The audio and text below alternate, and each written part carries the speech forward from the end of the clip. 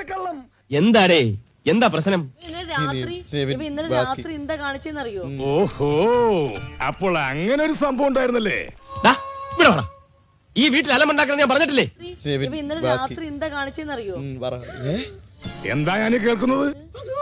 അത് കാണിച്ചു. അവനത് ചെയ്യും സ്വാമി. നാണമില്ലല്ലോടാ നിനക്ക്. നിന്നെയൊക്കെ കൂടെ താമസിക്കുന്ന എന്നെ വേണം തല്ല. കാണിച്ചെന്നറിയോ? എന്താ കാണിച്ചത്?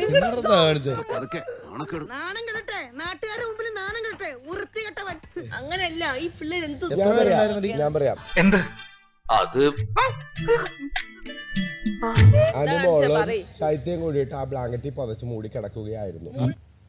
അല്ലടാ, അതെ. എനിക്കറിയില്ല. ഞാൻ പറഞ്ഞത് നല്ല നീ പറയുന്നത്.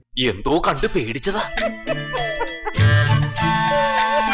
ഞാനോളും കൂടി ഇങ്ങനെ സംസാരിച്ച് കിടന്നപ്പോഴേ ആ ഇരുട്ടത്ത് ഒരു ആഴത്തുള്ളി ഇങ്ങനെ വരുന്നു. സത്യം ദേവൻ. നട്ടപ്പാതിര നേരത്ത് തലയിൽ വെള്ളമുണ്ടോട്ട് പമ്മി പതുങ്ങി നടക്കണേ. അപ്പൊ ഞങ്ങൾക്ക് രണ്ടുപേർക്ക് പേടിയായി ഇവനെ കണ്ടപ്പോ. എന്താന്നറിയത്തില്ല. എന്റെ വേറെയും പല ടെക്നിക്കലുണ്ട്. പകലൊന്നും കണ്ടാ പേടിയാവാത്തവന് രാത്രി കണ്ടാ പേടിയായി. എന്താ നിങ്ങൾ അങ്ങനെ ഒരു വർത്താനം? അല്ലല്ല, നിങ്ങൾ എന്തോ മനസ്സിൽ വെച്ച് പറയാനുള്ളത്. അവിടെ നിന്ന് നേരെ ഇവിടെ പോയി കിച്ചണിൽ പോയിട്ട് അവിടെ നിന്ന് എന്തോ അടിച്ചു മാറ്റണ ഞാൻ കണ്ടു. ഞാൻ ഇവിടെ ഇരുന്നു. അന്നേ ഇയാള് ഭയങ്കര മോഷണമായിരുന്നു. മോഷണമായിരുന്നു.